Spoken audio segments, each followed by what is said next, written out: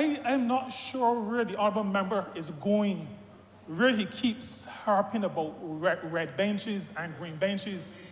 And there is a certain, and Mr. Speaker, I am a little bit concerned, because I heard a discussion in this honourable chamber about disguising people in green during February.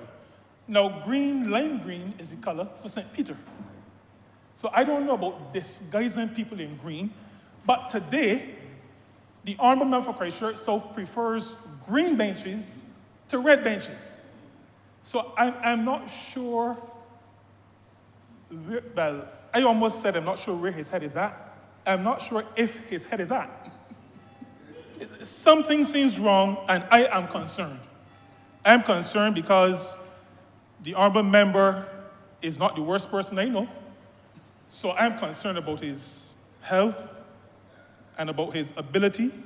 He purports to lead a party. No, I'm not going to go as far as to speak about his sanity. I'll leave that to professionals who may have to make that determination. But we must bring order to the process and a certain ethical foundation to the process of deciding who will be, and I use this word deliberately, elevated, memorialized in our society. Now, I think we are all agreed that those who are outstanding in our society, in whatever sphere, should be memorialized. And Mr. Speaker, that memorialization, that elevation serves as inspiration to a society. It serves to encourage people not to go after a designation, not to work toward being honored, but it allows people in a society and people in communities to hear names repeated, to see places named, and remember the person identified and that person's contribution, more so than going after an award themselves. And that is why this particular piece of legislation, this amendment, is so important, because it speaks specifically, among other things, to public roads, public buildings, and public spaces. Now, this is important, Mr. Speaker, because public roads, public buildings, public spaces are places and spaces that people will traverse, where people will congregate, where advertisements will mention the place. This is how we keep people's names and their achievements in the minds of people. Too many of our people have faded into history, not being recognized. And while we have this bill before us, I want to say that we have, along with naming and recognizing, we have to do a lot better as a society in terms of recognizing the actual work, because there are many details of the work of many of those who have gone before us, and some who are still with us, that we don't either know or remember, or information that has faded from the memory of many of us. And I'll give an example that I hope the Honourable Member for Christchurch South will be able to connect with. And I say this genuinely because this was a former leader of the party he now purports to lead. And it was only in planning the state funeral for the late Sir Lloyd Erskine Sandiford that I understood his work with respect to the environment and environmental sustainability, the role of SIDS, the impact on SIDS, small and developing states. And Mr. Speaker, not a lot of that is widely known. Now, he has been honored through the knighthood as well as the building named after him in 2 Mile Hill. But Mr. Speaker, the information regarding the work, the actual work, is something that we have to pay attention to. And there are many people already memorialized, but for whom the work, the actual work, may not be top of mind for many of our citizens.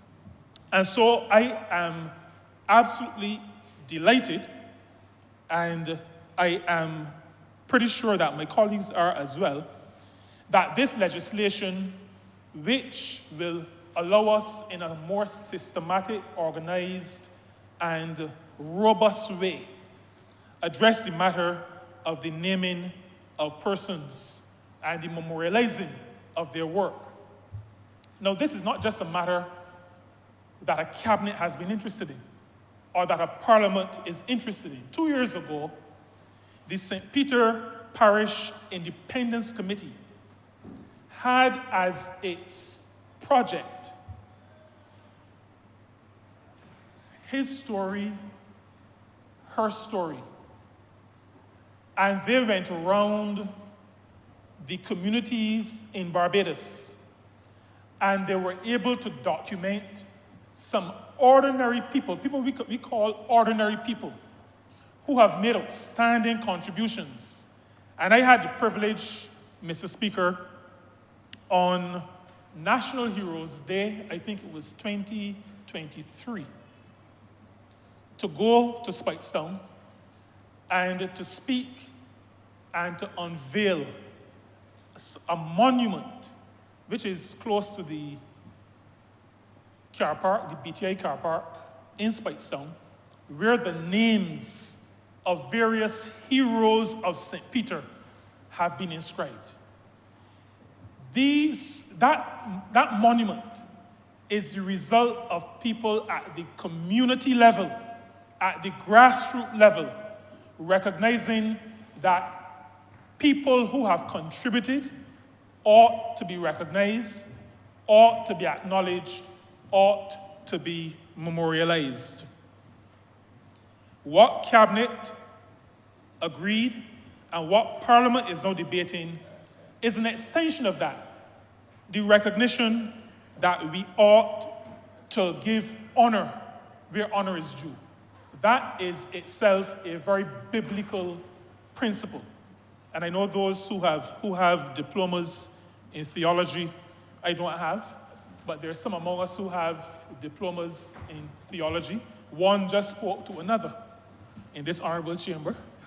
And they know very well that Scripture says, give honor where honor is due. The memory of those who have gone before us must be maintained. We have to use the work, the achievement of those who have gone before to move ourselves, to motivate ourselves, to allow us to understand that what we do, even in this honorable chamber, we're not doing it. This didn't just start. A lot of people have done a lot of work to get us to this point. And so, in St. Peter as an example, and I speak to this honorable chamber, the first person, Mr. Speaker, who looked like you, who sat there, is somebody who we memorialized in St. Peter. Sir Kenmore Husbands, K.N.R. Husbands, the first black speaker of the House of Assembly of this country. And we believed in 2019, going into 2020, that we ought to name a public road after him. Now, I'm happy that that was done. This system was not in place. This system also was not in place when a head of state coming out of St. Peter was also memorialized when the Boscobel Primary School was renamed after Sir Elliot Belgrave. Because we believe that those who have achieved and who can serve as inspiration for the rest of us must be memorialized. And so we did those. Before that, the primary school, when we amalgamated the Spikestown Boys School and the St. Peter's Girls School, we did the same for the gentleman who composed the music to the national anthem of our country, Curtis Campbell Van Roland Edwards. And so we have done that. Public roads, public buildings. We believe that our people must be recognized. Now, Mr. Speaker, one of the reasons why I rose to give this brief intervention on this is because St. Peter also has a head of government, the longest serving Prime Minister of this country, Owen Seymour Arthur, the Right Honourable Professor, and we expect that through the work of this committee, that his contribution to constituency, to country, to region, to world will be recognized in such a way as to inspire others from Rosehill, from Ben Hill, from Maynards, from Mullinacquarter, from all around St. Peter and all over Barbados, to tell us that a young man who went to All Saints, who went to CP, who went to Arson College, who went to UE, who sometimes had to walk half the way home from UE to Rosehill, can achieve, can be a role model. The names of these persons must be in public spaces so that their memory is not lost. And I heard the Honourable Member for St. Joseph speak to the current Chief Justice, also from Rosehill, and I expect that that deserving honour will also come. I, like the Honourable Member for Christchurch South, believe that once we are in this place, having been sent by those who elected us, we speak on their behalf. But I know who sent me, and I know where I remain. I'm not courting anywhere else. Those who sent me, as a matter of fact, the Bible has a phrase for those who court outside of who they belong to. It is biblical, Mr. Speaker. I don't know if it is parliamentary, but I suspect that, given that we start the day with scripture, that biblical is probably parliamentary. I'm not accusing anybody of anything, but I know that scripture uses the word whoredom. But I remain faithful to St. Peter, and that's the reason why I have identified those that I have. I do not intend to be long, but I wish to go to just to say something briefly on the Pride of Barbados Awards. And Mr. Speaker, we should not underestimate the impact that this kind of recognition has on people. The inspiration even to family members. I've seen this because in 2020, even though the gathering was interrupted by the pandemic, St. Peter had, along with St. Lucie, the privilege of having nominees for the Pride of Barbados Award. And I know that the Honourable Member for Christchurch South, even though he purports not to support the gathering, one of his close confidants who sat in the gallery over here with him every day during the estimates, who carried his bags, and I chastise him for that, because he is above carrying bags for the leader of the opposition, even though he's a supporter of the party. But that goodly gentleman received an award in 2020, and among others. But the impact on individuals and the impact on relatives, the impact on friends, the impact on neighbors is such that reaffirmed in my mind the importance of recognizing, not just at the national level, but at the parish level. The fact that those who go above and beyond, those who work hard, those who put their shoulder to the wheel, those who do good by their communities are being recognized is something important. Now in 2020, the choosing of these persons was very narrowly done. The selection was very narrowly done. This legislation actually democratizes how we select persons for those kinds of awards. And so even before this came into play, Pride of Barbados Awards in 2025 was by open nomination. And so every person across Barbados had the opportunity to nominate persons for the awards. And I can say to you, Mr. Speaker, it had to be open because not everybody who I nominated got an award, and people got awards who I did not nominate.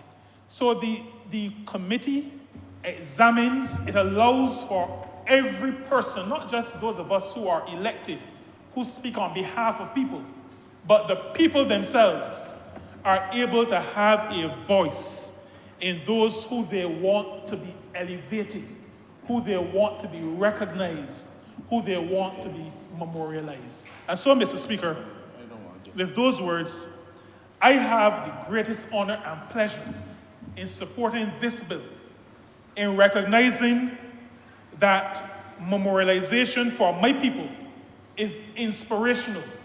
And it also says thank you to those who have done human service for their country. It speaks to the maturity of a people. It speaks to the heart of a people who've reached the place where they recognize that those who excel should receive the prize. I'm obliged to you. All right, Members St. Joseph. Mr. Speaker, I don't believe I need to comment on what was said by the Honourable Leader of the Opposition. I think the member of St. Peter has dealt with him deftly and definitively. And therefore, I beg to move that this bill be read a second time. The question is that the aforementioned bill be read a second time. All those who are members in favor, please say aye. Those against, please say no. Me think the ayes have it. All members in favor. Mr. Speaker, I beg to move that you do not leave the chair and that this House resolve itself into committee for further consideration of the bill. The question is that the Speaker do not leave the chair and the House resolve itself into committee for further consideration of this bill. All those who are members in favor, please say aye. Those against, please say no. Me think the ayes have it.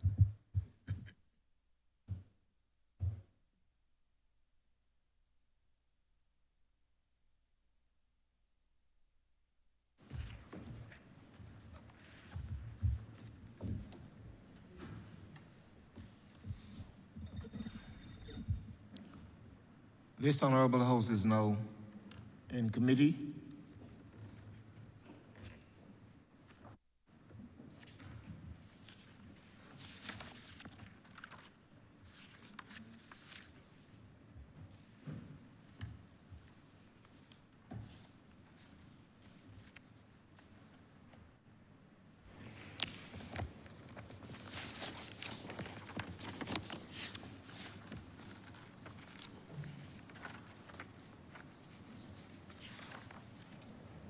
Clause 1. Mr. Chairman, I beg to move that Clause 1 stand part. The question is that Clause 1 stand part. All honourable members in favour, say aye. Honourable members against, say no. Methinks the ayes have it. Clause 2. Mr. Chairman, I beg to move that Clause 2 stand part. The question is that Clause 2 stand part. All honourable members in favour, say aye. Aye. Honourable members against, say no. Methinks the ayes have it. Clause 3. Mr. Chairman, I beg to move that Clause 3 stand part. The question is that Clause 3 stand part. All honourable members in favour, say aye. Aye. Honourable members against, say no. Methinks the ayes have it. Clause 4. Mr. Chairman, I beg to move that clause 4 stand part. The question is that clause 4 stand part. All honourable members in favour, say aye. Honourable members against, say no. Methinks the ayes have it. Clause 5. Mr. Chairman, I beg to move that clause 5 stand part. The question is that clause 5 stand part. All honourable members in favour, say aye. Honourable members against, say no. Methinks the ayes have it. Clause 6. Mr. Chairman, I beg to move an amendment in clause 6 by deleting clause 6. You'll realize refers to clause 21A. And in 21A, I want to move the deletion of that subparagraph A and replace it with the following words. A, in relation to a person, comma, Roman numeral I, the notable contributions made by that person to the history and development of the community or parish or existence of Barbados as a nation, Roman numeral II, the exemplary achievements of that person in any discipline, including but not limited to administration, business, politics, education, science, sports, or literature, or, Roman numeral 3, III, the prominence of that person in their particular field. I therefore beg to move that clause 6, as amended, stand part. The question is that clause 6 as amended stand part. All honourable members in favour, say aye. Honourable members against, say no. Methinks the ayes have it. Clause 7. I beg to move that clause 7 stand part. The question is that clause 7 stand part. All honourable members in favour, say aye. Honourable members against, say no. Methinks the ayes have it. Schedule. Mr. Chairman, I beg to move that the schedule be the schedule to the bill. The question is that the schedule be the schedule to the bill. All honourable members in favour, say aye. Honourable members against, say no. Methinks the ayes have it. Report. Mr. Chairman, I beg to move that you do not report to the Speaker the passing of one bill in committee. The question is that I do not report to His Honour the Speaker the passing of one bill in committee with amendments. All honourable members in favour, say aye. Honourable members against, say no. Methinks the ayes have it.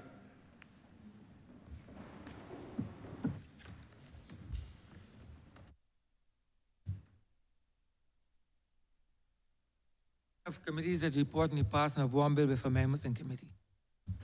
Mr. Speaker, I beg to move that this bill be read a third time.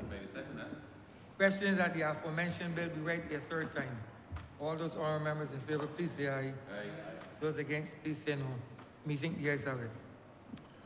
Mr. Chairman, I beg to move that this bill do now pass and be cited as the Barbados. Mr. Speaker, I beg to move this bill do now pass and be cited the Barbados National Honours and Decorations Amendment Act 2025. Question is that this bill be passed and so cited. All those honourable members in favour, please say aye. Those against, please say no. Methinks the ayes have it. This bill is passed and so cited.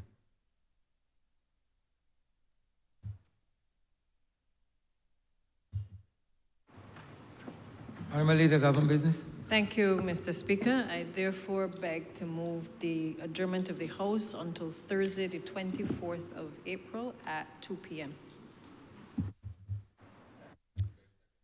The question is that this House be adjourned until the 24th day of April 2025 at 2 p.m. All those honourable members in favour, please say aye. Those against, please say no. Methinks the ayes have it. This honourable chamber stands adjourned until the 24th of April 2025 at 2 p.m.